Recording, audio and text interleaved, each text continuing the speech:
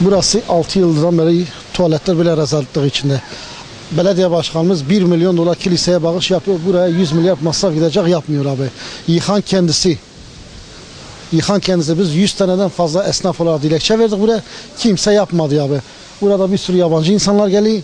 Tuvalet ihtiyaçlarını karşılayamıyorlar. Abdest alıp da namaz kılamıyorlar abi. Bizim yetkililerden ricamız Allah rızası için bunu yapsınlar abi. Başka diyecek hiçbir şeyimiz yok.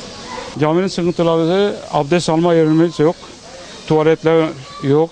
Biz onları ilettik, Vali Bey'e ilettik, başkanlarımıza ilettik. Yalnız bize diyorlar ki buranın mütevellisi var. Mütevelli ortaya çıksın, dilekçe versin bize. Biz gerekeni yapalım. Bu ettik kaç yıldır böyle devam ediyor yani. Mütevelli de bunların paralarını alıyor mesela. Dükkanların gelirleri var. Hiçbir ampul bile camiye takmıyor. Hep bir vatandaş, cemaat olarak yardımda bulunuyorlar. Burada otel vardı. Oteli yıkılınca tuvaletler de yıkıldı. Tuvaletler de duvarları oraya bağlıydı.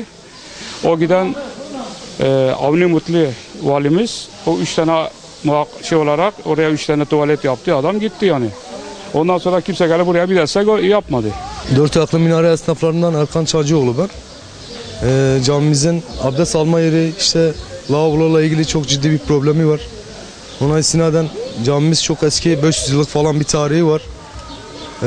Camimizin duvarlarında çok ciddi hasarlar falan var. Yani kesinlikle bir tadilat lazım. Kesinlikle bir elden geçmesi falan gerekiyor.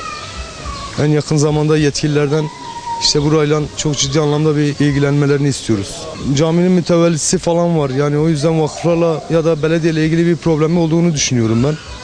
Yani ondan izinsiz kimse hareket edemiyor diye düşünüyorum ben. Fakat inşallah en kısa sürede yetkililer bu konuya biraz eğilirler, biraz ilgi gösterirler.